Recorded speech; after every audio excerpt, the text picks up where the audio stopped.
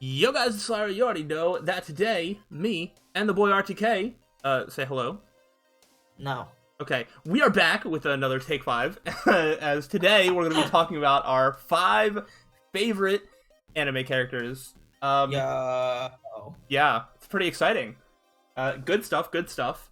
Yeah, this is our series that we do every so often, where we take 5 of anime things and talk about them, so, I feel like we've got it down pretty pat to, I feel like this is like a fun little, like, podcasty almost style thing that we do at this point, at least on my end. I just throw a nice image up and we talk. Yeah. So, yeah. It's always fun. We like talking about anime, so, yeah. We're just gonna talk about our favorite characters, and, feel free to let us know your favorite characters, in the comments and whatnot, as well as your reactions to ours, whatever. Yeah, I feel like I was going to say something about maybe go check out RTK's channel, I guess, if you're watching this on my side, or vice versa, if you're on the other way. And, all right, all that, well, yeah. I'll just go die. But yeah, I think I covered our bases. Do you want to talk about just, like, favorite characters as like a whole concept in terms of, like, what you were looking for, anything that sort of popped out as you were making the list? Death. A vengeance. I'm very interested because, we did our top 5, like, favorite animes, like, overall. And, I don't know about you, but, as it so happens, a lot of my favorite characters come from my favorite anime. Well, one of my favorite characters comes from one of the worst anime CGI in existence. Oh my gosh. Yeah. It's mostly manga why I like that character. Oh wow. You went manga on this one. Okay. Yes. Nice. Mine has a heavy crossover. If you know what my top 5 anime are, you're gonna see a lot of those characters pop up, or a lot of those series make an appearance. Right now, Sonic the Hedgehog.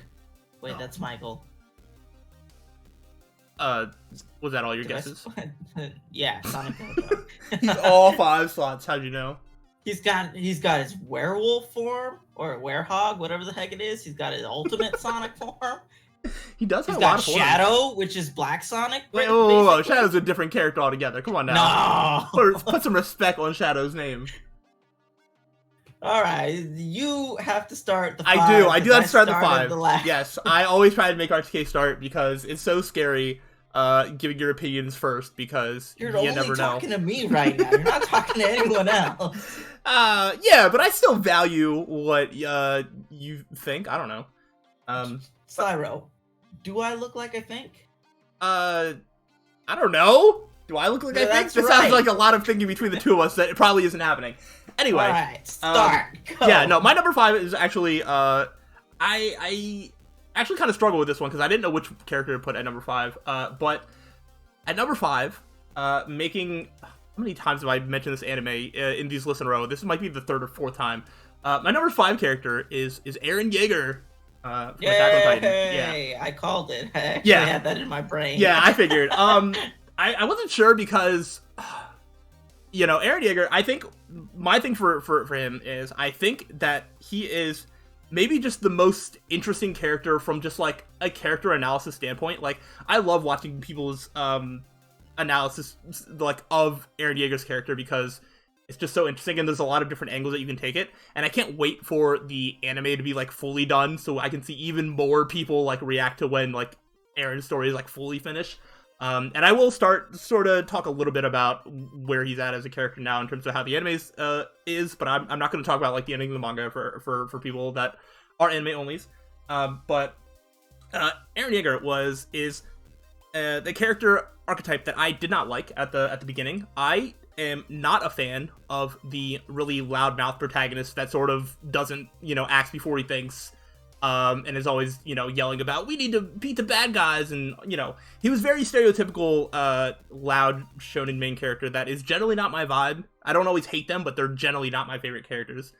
But, I love seeing Eren sort of react to all of the crazy stuff around him as he grows. And I think what's interesting is, there's the time skip, and then there's Eren seemingly being like a completely different character, but it's so interesting that you can see a lot of the way that he thinks is kind of similar. Like you can see bits and pieces of that like throughout even his like early arc, and you just like assume that like everything that Eren does is like good because he's the main character and he's on the good guy side. But like Attack on Titan isn't generally that simple. I'm like the full belief that there aren't really good and bad guys in Attack on Titan. There's just sides that you get to see the perspectives of.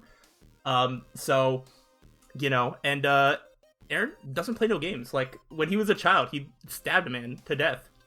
That's not something that normal main characters do. Well, you didn't do that as a kid? I did not. Not that I've, not that you could find out about. But yeah, so he's always kind of had like a violent tendency, and he's always wanted to protect the ones that he cares about, regardless of what that does to anybody else in the world. And I also just love, thankfully the anime is far enough along that I can say this now. I love that Eren's character, or his journey goes from I want to kill all the Titans to I want to use all the Titans to kill everyone else, basically. So that is a hilarious turn of events. But yeah, I just really like analyzing like Eren's philosophy and just like character, and just like what he does, because you know he is sort of like thinking about like what he's gonna do step by step, what he wants like his future to be like, and the future of the people he cares about. But like he doesn't always think about what they would want. It's just what he wants, and I don't know. There's a lot of interesting angles to look at his character from. So just in terms of just sheer like, as much as I just like how interesting he is and how many different angles you can sort of look at his character from. I don't know. I think that's covers the main bases. I didn't make a lot of specific notes, but yeah, Eren Yeager. My man, bloodthirsty over here. Whoa. Saying he ain't never killed no one. No, right. Not me. You know, I agree with that. Eren is definitely a unique character in terms of protagonist. He I don't want to spoil anything, so I'm trying to be careful on what I'm saying.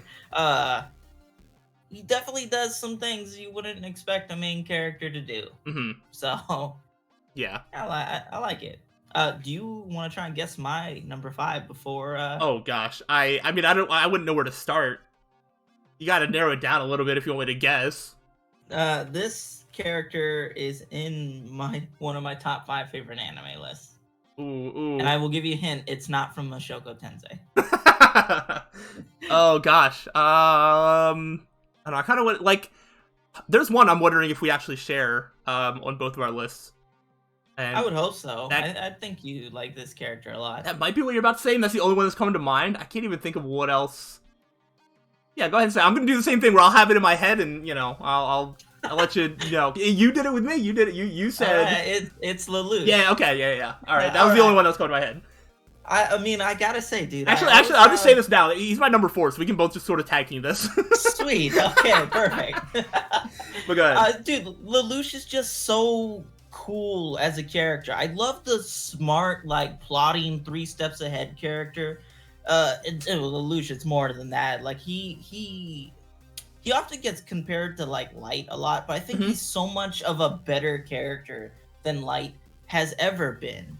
Lelouch, his singular goal is just to have a world with like where Nunnally is safe, pretty much. Yeah. And he does pretty much anything, no matter how dirty, how underhanded, to do that. Even to the point where I'm going to spoil, because if you haven't seen Kokias, it's like, what, 10, 12 years old? More than that. I think it was 2005. It's like 17 years old now. Oh, no, I'm old.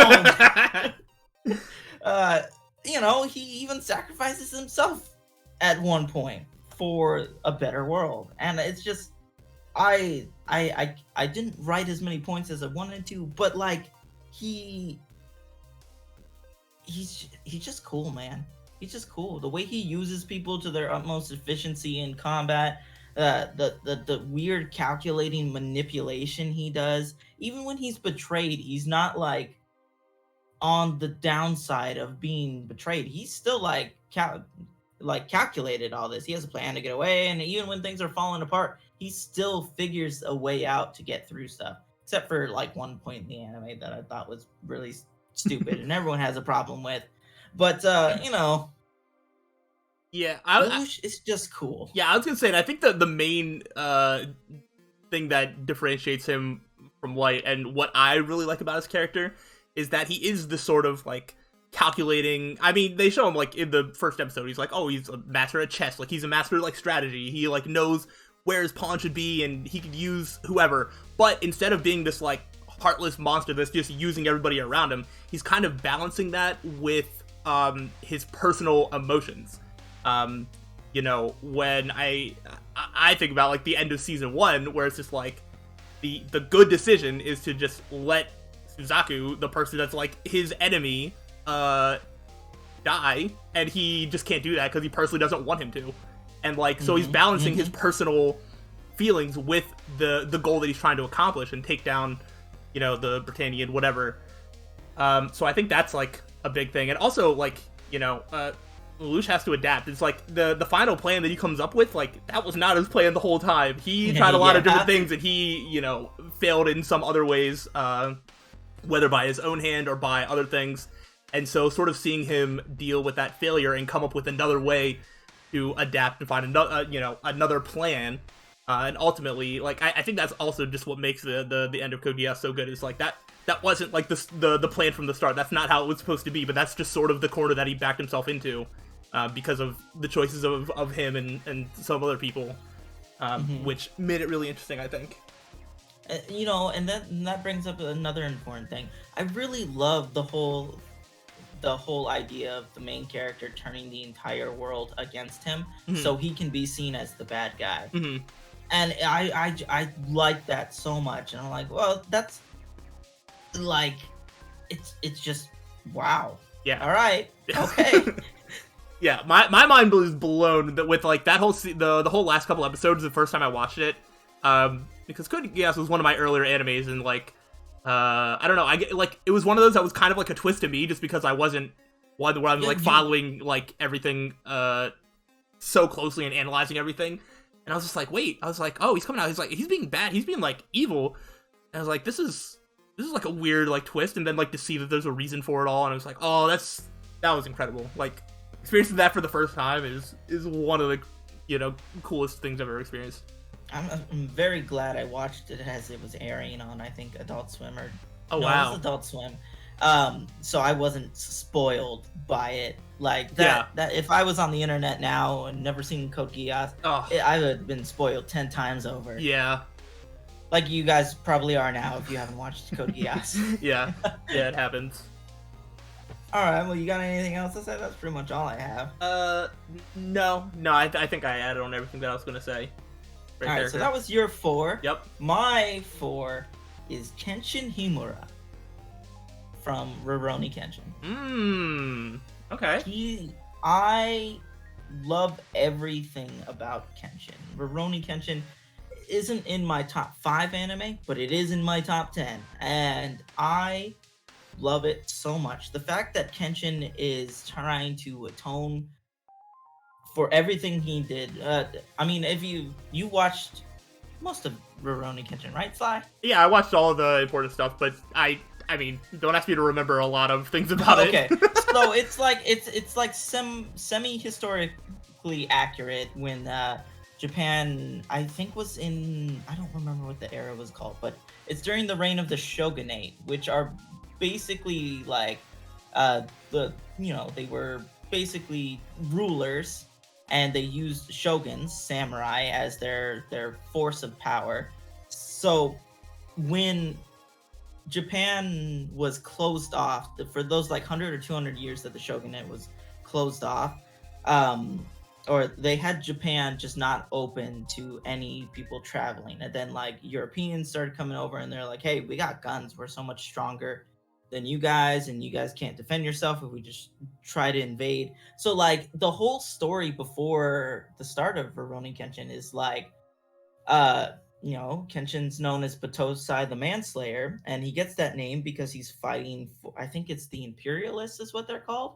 So he's fighting against the shogunate, who have like trained all these samurai for 100, 200 years and ruled over Japan, providing stability. But Kenshin's fighting, thinking, oh, he doesn't want Japan to have to fight these people with all their guns or whatever. So we have to modernize. So the only way to really do that is to take out all the shoguns, and that's where he becomes Batosai. And then he realized, like, so Kenshin had never killed anyone before he did that, and he just became like a mad killing machine. But the entire time, dude, he is hating himself, and it just gets worse and worse. And he makes up, it's like an excuse. He makes up the excuse saying, if it's for peace, I'll do this. I'll have to do it. It needs to be done. Someone has to do it, right?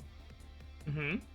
So after he completes all that and kills as many people as he can, kills the leaders of I can't remember their exact name, but the shoguns, and then he's like, all right, now I'm never gonna kill anyone again. I'm gonna get a reverse blade sword. It's an actual real life sword that they made as a sign of changing times back in I want to say it was like 18 something, 17 something.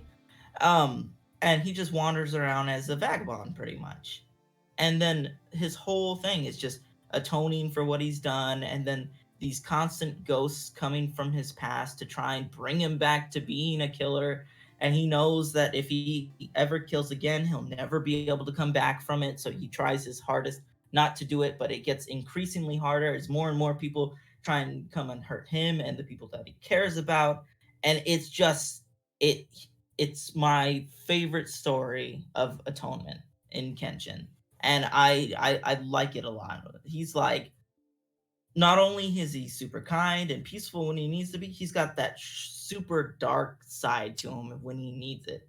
Like, he's just really cool, dude. Yeah. And I respect it. He's really cool. It completely slipped my mind. I forgot how much you like Rurouni Kenshin. I remember that you did, but I just I haven't thought about that series in a while. I know. I don't bring it up enough because we had already watched it all pretty much. Yeah. But it is getting a new like kind of remake type thing coming out. So it just brought up my memories of it, and I'm like, I wanna read it again. And I did over the last week. Oh wow, nice. Yeah, but anyone in the comment section, I don't care what the author did.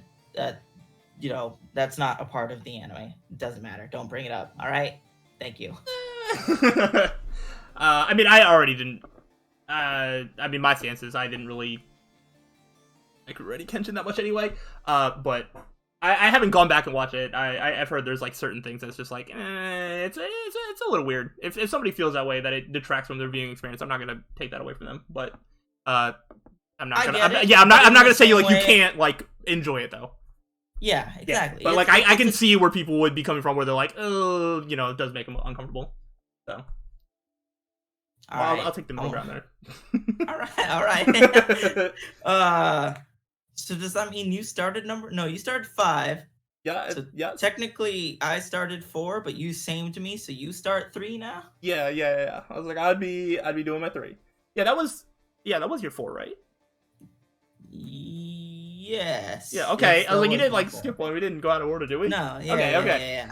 Yeah. All right. Line number 3. I know you don't care that much about this series, but it is my favorite character from Fruits Basket. Yeah. Did you watch any of it? I forget if you were like forced to watch it or if you just didn't.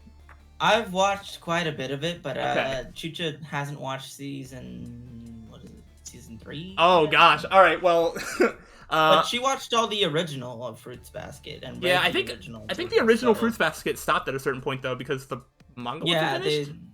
Yeah, something like that. And they did their own thing. Yeah, I don't entirely know. I never saw the original. I've only seen the new one. And it's kind of impossible to talk about this character without talking about all 3 seasons. Because I have said, and I stand by this, with each season of Fruits Basket, my favorite character changed. At the end of season 1, I had one favorite character. Season 2 is a different one. And by the end of season 3, my favorite character from Fruits Basket is Momiji Soma. Is that the little boy? He's the little boy, yeah. That's Chucha's favorite character. Yeah, too. I was surprised because like, you know, he shows up and he's just kind of like this weird but like harmless like side, almost like a comic relief like side character. Like he's always just kind of happy and like really like, you know, he seems like way younger than he is, but he gives off this like youthful energy. But a part of man, so it for me it comes back, it comes to like his sort of backstory and his sort of like upbringing. So just to talk about everything, his story is basically that his like mother like rejected him at like a really young age, but he was like, I know his story. yeah, I but I'm yeah. still explaining it for like the viewers. Oh and stuff yeah, as chat, well. chat. That's right. There are people that may watch this, but yeah. So, but he was at an old enough age where like he realized, like he was able to understand that like his mother was rejecting him, and he was also sort of old enough to kind of get why, or at least he grew up under like eventually understanding why. Even though he still sort of balances with like, but that still sucks to have, you know, somebody close to you that like rejects you. But then like her memories get like erased, and so like she's still around, so like he still needs to see the face of this person, his mother, but he can't treat her like his mother because it, you know, that would like ruin the effects or whatever. So essentially, my sort of take on it is that I kind of feel like he was sort of robbed of his childhood, and I think that is part of why he like holds on to it as much as he does for as long as he can, while he, you know, before he hits his growth spurt in the final season, he sort of hits a growth spurt where he doesn't look as young anymore. But I think that's part of his like really childlike personality, is because he didn't really get that, or he needs to express that in some way because he wasn't able to do that like at home. I think he had to grow up a lot faster than most like, you know, normal kids, and I think you could say that about a lot of the Somas. But I just think that's really interesting with you know, his sort of backstory. But yeah, so I like his personality. This is the one that actually had notes, so I'm going to actually make sure that I follow these bullet points. I want to hear. I'm interested. So yeah, there's that. In season 2, Mobiji is the one. He stands up. He tries to protect Toru in season 2. Akito, it's somewhere like around like the beach scene, and Akito is like trying to, you know, Akito is like mad, wants to like find Toru, and then Mobiji like steps in the way, like, what are you gonna do to her? Like, no, Akito like hits him. But like he was trying to protect Toru. He's like the only one that would stand up, because nobody would stand up to Akito out of, you know, fear and all that sort of stuff. The guy with the gun? A gun? I thought they feared him because he had a gun or something like that. I don't think Akito has a gun. I don't remember. No, but because they have like an attachment, like the, you know, like the whole curse, the whole Zodiac thing. There's like a sort of attachment to Akito. Yeah. But and there's also like a season 3 thing is at the end, he's actually one of the first characters to break from that curse because of all that, which is also really, really cool. And then there's also a scene as he sort of like I said, he hits like a growth spurt where he's starting to like look older, and there's also this sort of like implication that he also like has feelings for, you know, for Toru and stuff like that, which like, I mean, half the Somas do. But you know, he had this like this moment of like realization that this is just like another thing to a tragedy, where it's like he knows that Toru does not have those feelings back for him, but that's just something that he has to like deal with. And when he was like sort of childlike, he could sort of still stay close to her in that way, but like as he gets older and he looks like a, you know, an actual like high school boy, it's like you can't really do the same sort of things that he was doing, like being all playful and childlike. It doesn't really work once you start like looking older. So he was like losing that, and he knows that that's like another thing that he would want, and just like but he's also mature enough to realize that like that's never going to happen, and so he like can't pursue that. But it's just like another part of his like tragedy that he just like can't have. So I just, you know, for me, it's so sad to just see like all of the bad things that he has to deal with, but I love just sort of at the end of the day how he still is optimistic about all of it.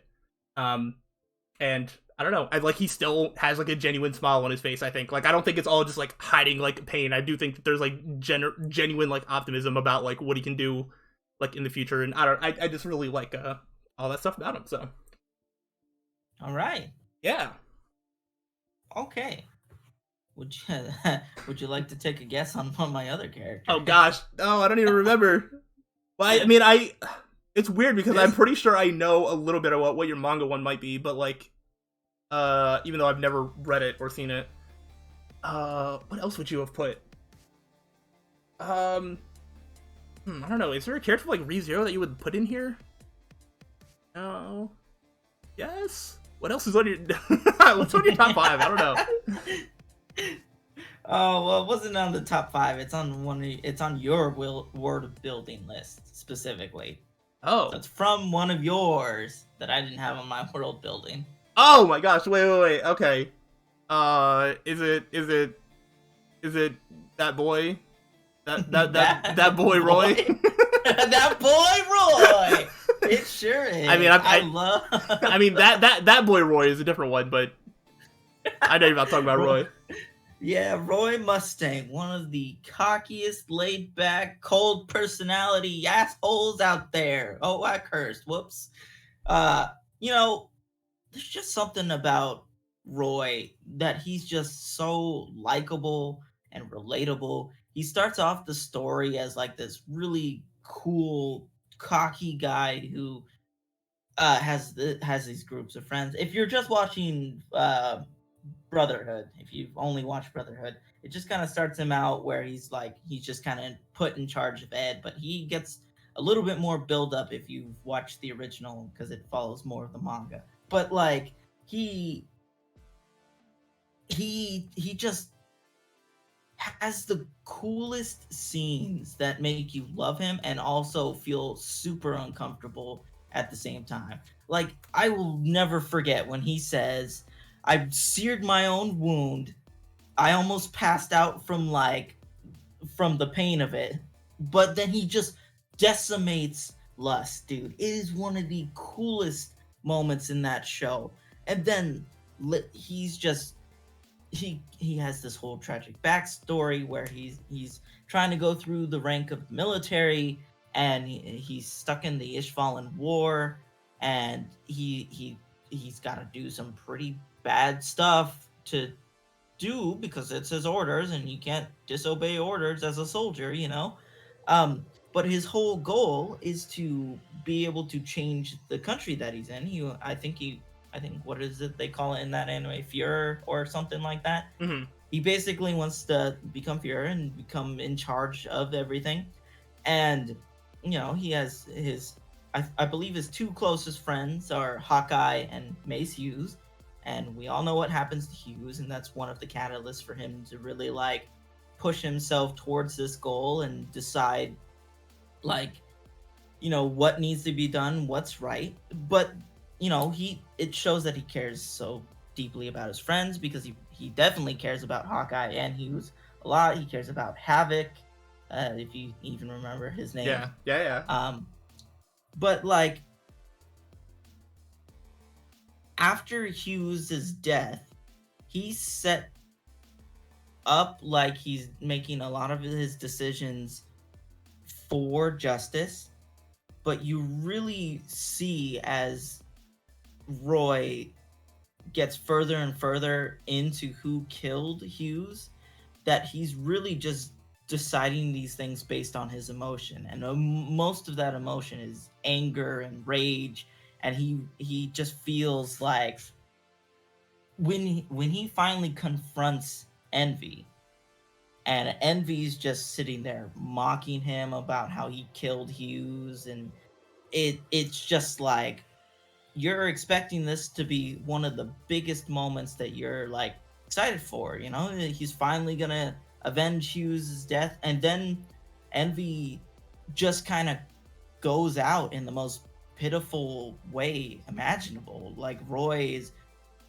burning the crap out of him, and then it's just like Envy just goes down in a really not good way, and it makes Roy look bad, you know? When you see him kill Lust, you're like, wow, this is the hero, man. He's really sick. But then you see him, you know, trying to kill Envy, and it's just like, whoa, he might be a little too far gone. Like he's really digging down deep in his hatred for Envy here. But another thing I love about Roy is just like he's just one of the more interesting characters in the show. I think like he's just really cool. Like I've said before, I really want to get his salamander. Oh, what is it called in that transmutation circle? Yeah. Tattooed on my hand. I really want that, dude. Yeah, it looks But pretty sick. he's just awesome. And then you know towards the end when he's like he's still trying to do everything and he loses his eyesight just so Hawkeye doesn't die. I love the relationship between him and Hawkeye. It's just this like Roy finally realizes that like Hawkeye has literally always kind of been there for him since like day one. Like it shows, and that's shown when Hawkeye's like telling him in that final battle, all right, aim this way, aim that way. You know, it's really sick. He's just a really relatable character, I think. Yeah. No, he's a great character. Man, I feel like I'm not doing them justice when I talk. I know, right? Like, stuff. you feel like you want to talk about, like, you need to do, like, a whole 30-minute video essay on these characters, but we don't have the... Well, at least we haven't put in the effort to do that. I don't have the ability to do that. I'm not coherent enough in my thoughts to be able to do that. Yeah. But no, I definitely get that. I feel the same way. I'm just like, oh man, I feel like there should be like so many things to talk about, and there probably is. I know there is, because I know that there's videos about Roy Mustang, I'm sure. But yeah. Okay. All right. That's all I have to say. I just love Roy Mustang. He's so cool. Yeah, he's really great. Fantastic. All right, I want to hear yours. Let's go. I'm ready, Sly. Are you sure? Are you sure? I feel let's see. I feel like you're going to be a little disappointed but not surprised. And I think people that don't know me very well are going to think this is the most out of left field character pick that I could ever come up with. I've accepted what you are, okay? Yeah, that's why I said, I was like, I don't think this is going to surprise you because you know me. People don't know me. This is going to be like, I don't know that I've ever heard anybody say that this is like one of their favorite characters. So, let me hear it. My second favorite character is Nagisa Shiota, the protagonist of Assassination Classroom. Yeah, that's not surprising at all. I know, but it's surprising to people that don't know me, because I've never really heard the hype and praise for Nagisa, and I want to try and do him some justice. This is also where I can sort of start to show you that sort of my jam for characters is, man, do I love characters that are, like, oppressed or brought up in some sort of, like, tragic way that they need to like overcome. That sort of story always gets me, and so that's the sort of commonality factor between my top three. But yeah, so there's that. But to start, I just want to talk about like Nagisa's like personality and just sort of role in the show, because as I've said, I don't really like the sort of loud, over the top protagonist. But on the flip side, there are shows that are like, oh, well, if the protagonist is going to be loud, they're going to be super shy and antisocial, and it's, like, sometimes it's done accurately, but sometimes it's still really hard to watch. And Nagisa, for me, sort of hits, like, a nice middle ground, and Nagisa is also just, like, for me, I think a little bit relatable in the sense that it's, like, Nagisa's not always, like, talking. He's not, like, antisocial, but he's not, like, loud. He's just, like, there, and, I don't know, I feel that sometimes. He's more of like an observer. He's sort of like around. He gets along with everybody. Like, nobody dislikes him. But like, he isn't like standing out. And I think a lot of that is like sort of on purpose. Nagisa grew up in a toxic home environment where his mother like tried to just raise him as like the daughter that she wanted, or basically to try and make him the have like the childhood that she wanted but couldn't have. And that's not something that he wanted to do, but, he didn't want to make his mom mad because she would go absolutely crazy, so he sort of learned to find a way to just sort of, like, suck it up and deal with it, and, hide how he, like, truly feels, because because that's just, like, the easier way to live life, which is, like, I could definitely relate to that as well, where, you just put on a face of, like, well, it's easier if I just do it this way, so I'm just gonna suck it up and it'll be fine. And I think that is sort of mirrored in his like sort of ability to hide his like bloodlust as well. I think like Nagisa is sort of good at sort of hiding like what he truly like wants, but it sort of gets to a point where he doesn't really know what he wants. And there's like a lot of scenes like in the show where he sort of gets pushed to do something. Like, I mean, it's not like the best scene, but like the part where like his classmates like make him like cross dress and like put on like a dress or whatever. It's like, that's not his choice. He didn't want to do that, but he's not like, he doesn't have enough like conviction to like really stand up and say like, no, I'm not doing that. He's like, all right, I'll suck it up and I'll find like a way to do it, which I think for that scene, yeah, it sort of makes sense. Like, you know, it was effective, but it probably wasn't necessary. And it's just one of the many examples of that. So I like his sort of story of, you know, being this like character that's sort of pushed around. Actually, I'll stay like I was gonna say, what's the word, chronologically, like earlier in the show, because I did want to talk about like the fact that he has like some I think there's some people that were like almost kind of bullying him, but he like sort of stands up to them. But I also just want to talk about his like really cool friendship with like Karma, which is also completely, for me, out of left field, because most of the time Karma would be like, you know, the rival character that like is like, oh, I don't like you, I'm gonna be better than you, whatever, you know. And the fact that Karma is sort of like a, you know, a tough guy-ish archetype that would generally be seen as like mean, is actually just like friends with him is pretty cool. I like that friendship, and I like how that progresses throughout like the entire show. I like his you know, sort of assassination like things, his face off against Takaoka, the teacher that, you know, abuses everybody. Yeah.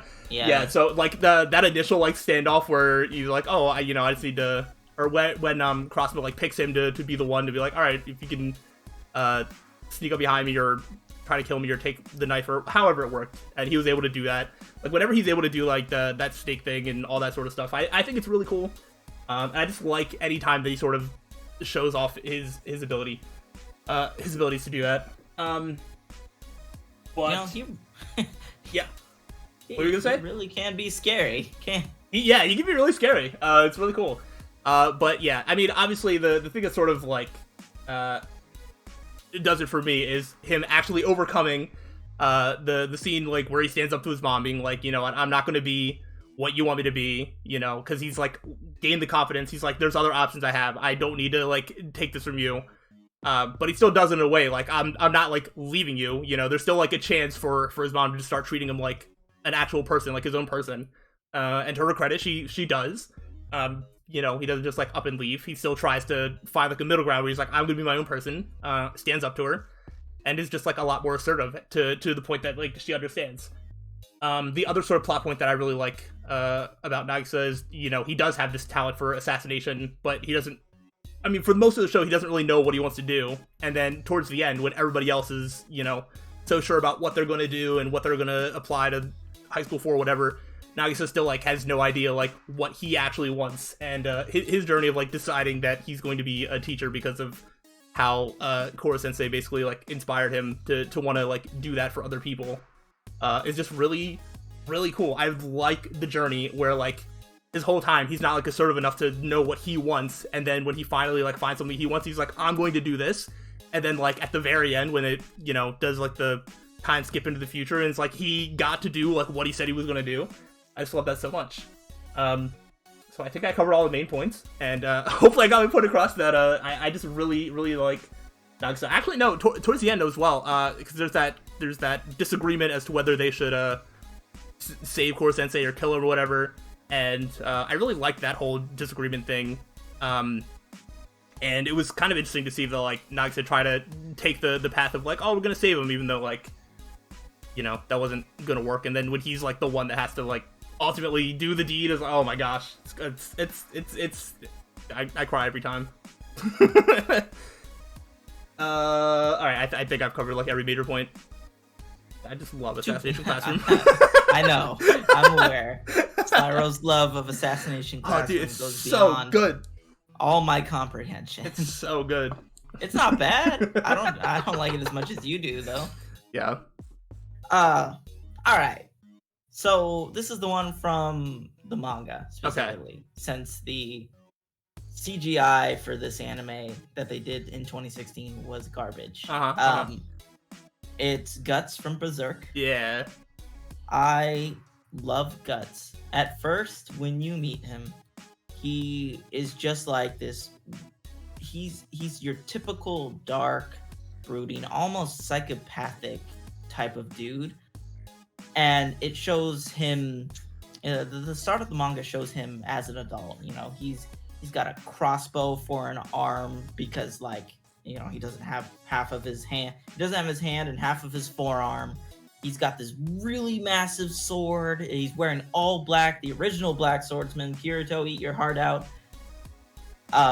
He is just the epitome of like dark anti-hero when you see him. And then, you know, Berserk as a manga was one of Japan's, I think, first dark fantasy things of literature in general. Oh wow! If I'm not mistaken, because Japan never really did anything like that before. They had your typical shonen type of stuff, but dark fantasy, it was like a more of a Western thing, you know.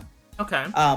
But so to lead up to why Guts is the way that he is, we literally follow him from the beginning, the day that he's born. And the day that he's born is the most sad and depressing. His mother is literally, if you guys, this is a very dark and gory manga, so if anyone has any like problems with like you know, essing people's selves and other stuff, I warn you now, don't listen to me, okay? Guts is found in a puddle of his mother's blood. Oh my gosh. His mother is hanging from a tree, and he was born after her death. Wow. So a woman from this wandering group, it's just a wandering band of mercenaries, decides she's just gonna raise him. And she's pretty much out of her mind. She's crazy, but she loves taking care of Guts and making sure he's okay. And then her partner is pretty much the leader of these bandits or mercenaries, whatever they were. The problem is that she dies relatively soon into Guts' life, maybe when he's like 3 or 4. And that just leaves him with his father figure. And his father figure is a piece of trash, a garbage person. I'm not going to get into any explicit detail, but after he's injured in battle, he can't work as a mercenary anymore. So to make money, he sells Guts to a friend for a night, is all I'm going to say. Wow. Yes. And Guts becomes enraged as I want to say a 5 or 6 year old, and is forced to go out in combat as a mercenary. He finds that friend and does what should be done. And then he finds out directly from his father figure that he is the reason that happened. And he ends up not accident. I think it's semi on purpose, but also on accident at the same time, killing his father figure. And then he lives his life for the sword, growing up, going through this war-torn country, constantly fighting for money, living by the sword. And as he grows, the only thing that has been there to protect him is his sword. So as he grows, so does his sword. So after we first meet Guts, the first time you see him is as a teenager. This is during a arc in the manga called The Golden Age. And Guts has been spending most of his young life to teenagehood as a mercenary, working for money, killing people. And it shows. He's brutal. He's dark. He doesn't hesitate. no matter how big or how many enemies there are, he fights for himself by his sword. So eventually, Guts leads into meeting his main antagonist, I would say, in a character named Griffith. And Griffith decides that he wants Guts in his mercenary group. So he challenges him to a duel. And obviously, the first time ever Guts loses in a fight is to Griffith. So basically, Griffith owns him at this point, and Griffith sees him as one of his pawns. Griffith is a very respected leader of the Band of the Hawk, and everyone looks up to him. He's strong, he's courageous, he's a very good tactician. He's everything that makes someone admirable. So, as Guts develops these bonds with the Band of the Hawk and becomes friends with his eventual main love interest, Casca, and thinks he's becoming closer with Griffith, and he eventually overhears Griffith talking to it's like a princess of another land or something, after they had just finished the big decisive battle of the 100-Year War that they were taking part in. And the Band of the Hawk is one of the main reasons why this side won the 100-Year War. So Griffith tells this princess, a man that does not have his own goals and his own dreams cannot be a friend of his. And then that's when Guts is pushed, like, this guy doesn't see me as a friend. Like, he doesn't see me as a friend. I have no goals in life. I don't have anything. I'm just fighting to fight. I don't have anything to fight for or fight for someone. And he decides to leave. And after a while, this causes Griffith to go to like a very big downward spiral that just leads into some very not good stuff for him. So as Guts is he's left, he's trying to make a name for himself as a mercenary for hire on his own. Griffith gets like the ever-living crap tortured out of him, like constant torture every single day for what he did and everything. So Guts and the Band of the Hawk, they eventually reunite on the battlefield, and Casca, I can't remember. There's a scene where Guts and Casca get separated from everyone else, and they're wandering through the night, trying to get away from these other band of mercenaries, and Guts finally finds something to fight for. So this leads into one of the best fights in existence, and one of Guts's, like, I might be getting the order of these fights in the manga wrong, because it's been a while since I read Berserk, but I think it's called the 100-Man fight. Guts by himself fights 100 dudes so Casca can get away. So he just wails and wails and wails, and like even when he's exhausted after like the 50th or so guy, like he literally can't stand up anymore. He thinks about what would happen if he lets these guys go after Casca, and he finally finds something that's worth fighting for, what's worth it for him, And so instead of living for himself and fighting for himself, he discovers that fighting for others is what makes him stronger. And that's really just like the epitome of Guts' character. He's like really, he just needs a purpose, I believe. He didn't have a purpose. He was just living to live. It wasn't something worth it. And once he finds these people that he's ready to sacrifice his life for, it's all taken away from him by Griffith. in the most brutal and disturbing way possible. Mm. And that's all I'm gonna say. Guts is great. Yeah, that sounds great, actually. Berserk sounds good. Berserk is good. Please read it. Yeah, I mean, dude, if only I could read manga. The art is so good, Slyroh. I think I've seen some pictures here and there. So dang good. And that's only the Golden Age arc. That's everything that happens as the precursor to what Guts' actual story is. Oh my gosh. Wow. That's crazy. I mean, yeah, it sounds like it's really, like, well thought out and, like, well planned and all that. It's sad that I don't think it will officially get, like, finished ever. I think they gave it, like, kind of an end, but I don't think that's exactly what the author wanted out of it. Yeah. Yeah, it's unfortunate. But, you know, it's a great read nonetheless, and people should read it for, like, yeah, there's some disturbing stuff. It's a dark fantasy. If you're not good with that stuff, then don't do it. But, like, it's such a great story.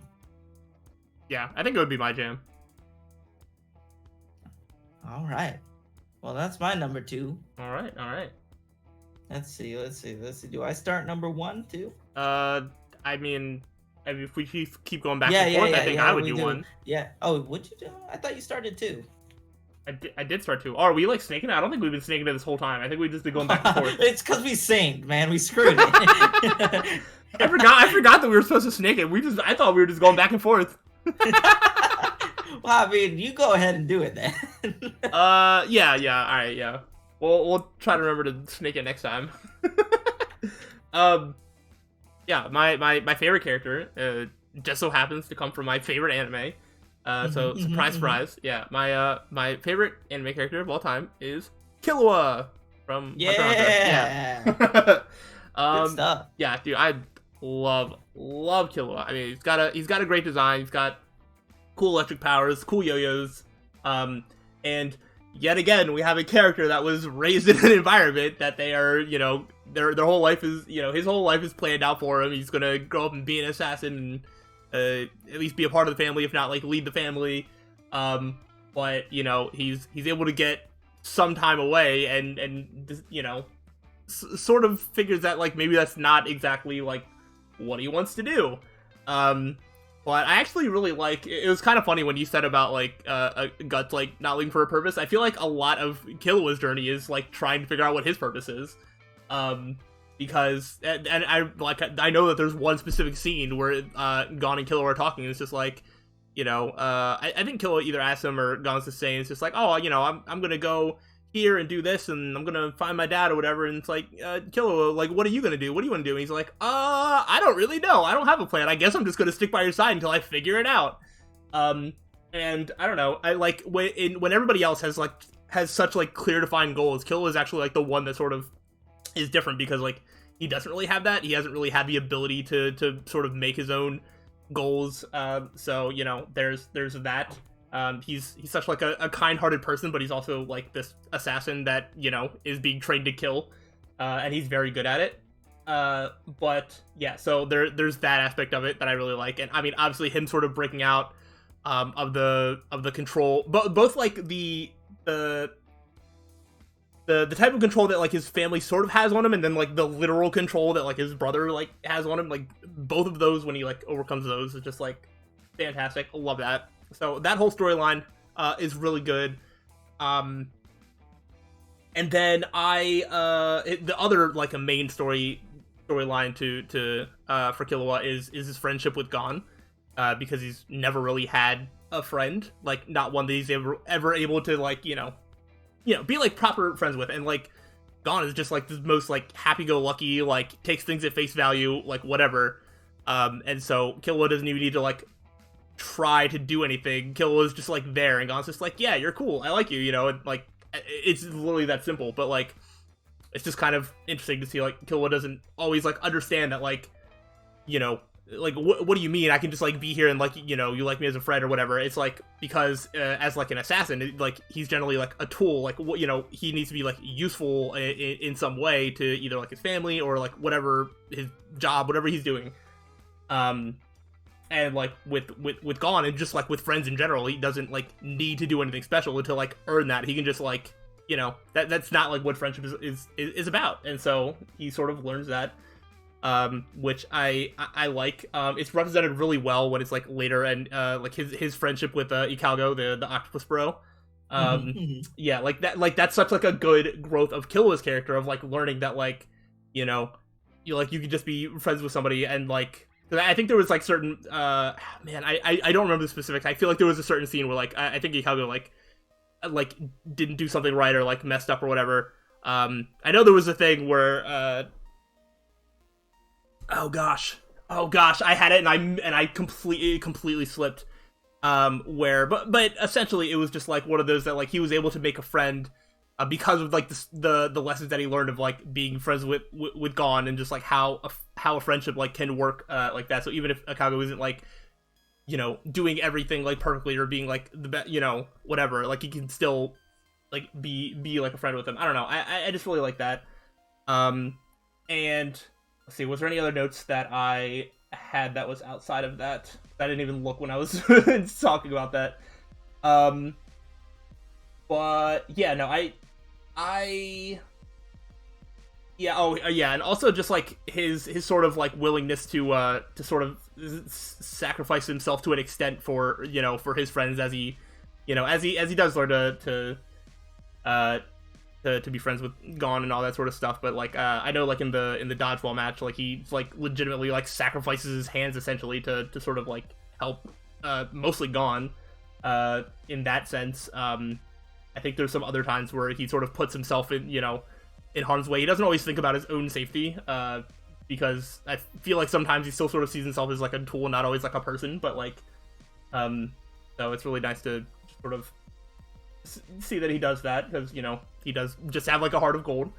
And I love like the towards the end of like the anime and like his relationship with Alka, his sister. Like I loved like he found his purpose to protect to protect her, like someone who can't like protect themselves. And I thought that was like really good. And sort of him sort of like, it's not exactly like a stand up to his family, but there is sort of that inner family like conflict. And at the end he finds like a goal essentially, which is to just protect or help his family or the ones that he loves. And I just think that's really good. And I feel like a lot of the things that he chooses and is able to do at the end of the series is not something that the things that he would be able to do at the start. So I just like his character growth and I like him as a character. I think he's really great. Nice. Yeah. Nice. Fantastic. Man, I love Hunter x Hunter. He's got sick yo-yos. He skateboards. Oh, the skateboard? Yeah. He's got his Godspeed. Yeah. His abilities are awesome. Him and his fight, fantastic. It's so good. I like, dude. I was like speechless when it's got to be what episode like 6 when he like rips a dude's heart out. Like it's so early. Yeah, dude. It's so early in the show. Doesn't even realize his heart's gone. Because like, hey, you missing something? Yeah, like and. I know, like, this thing is like, oh, Hunter x Hunter is, like, darker than, like, other shonens, and, like, that's somewhat true, somewhat not true, but, like, it definitely... It's pretty lighthearted, most of the time.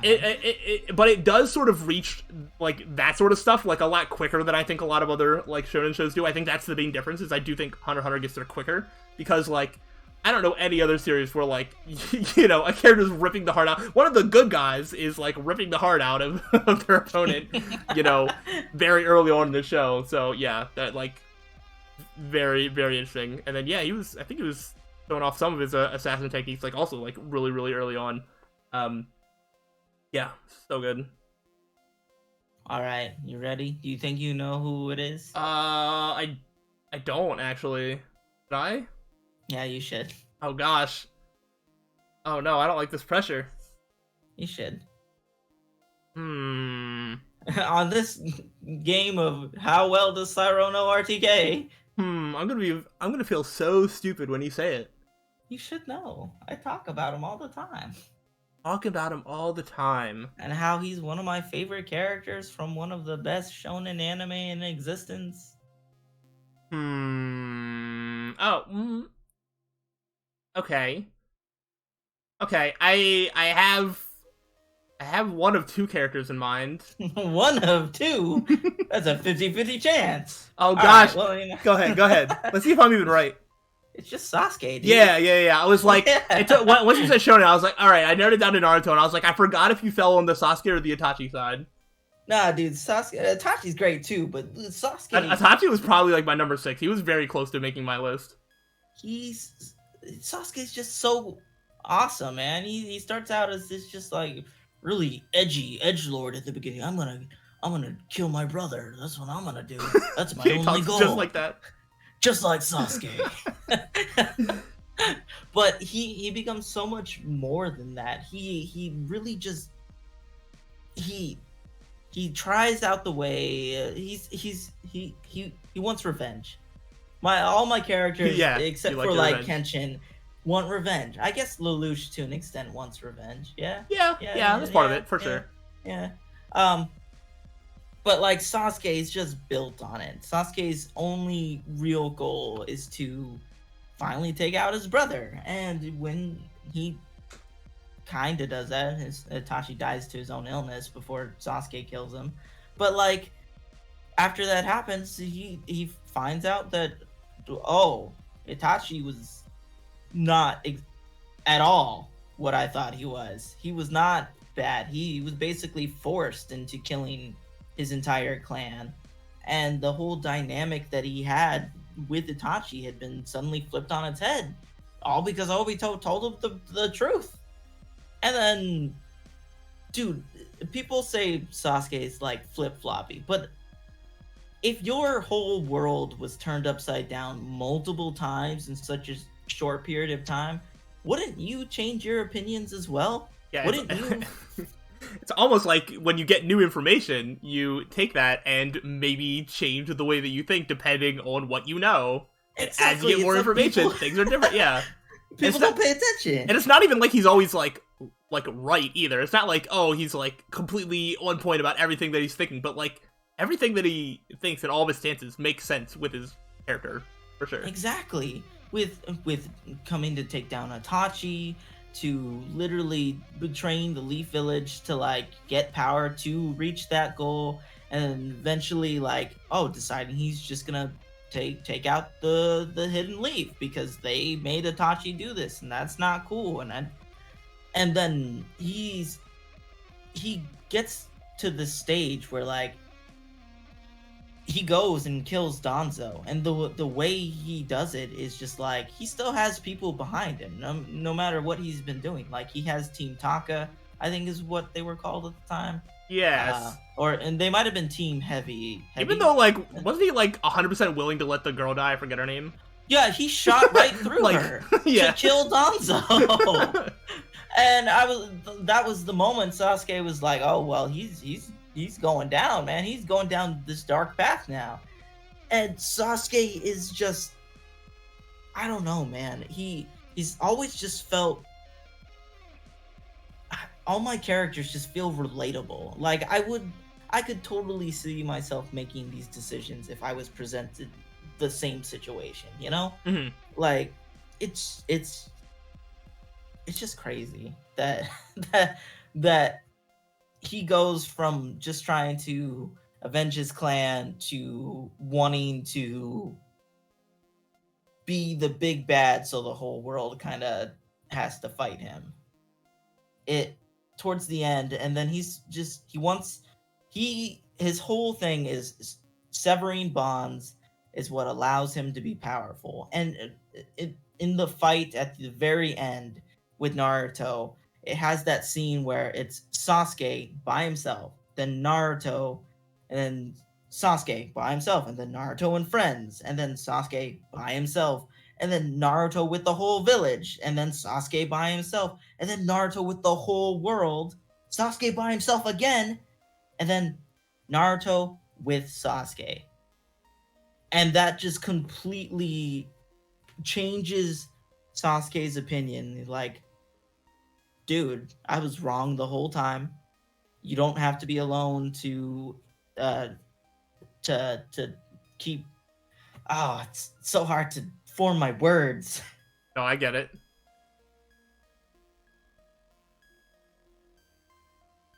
Just the final moment when he says I've lost is just so good for me. It's just one of the best ways Naruto could have like ended.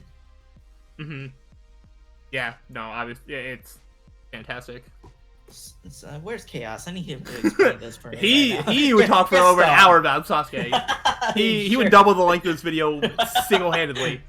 Because he actually remembers every little detail. For sure. Yeah.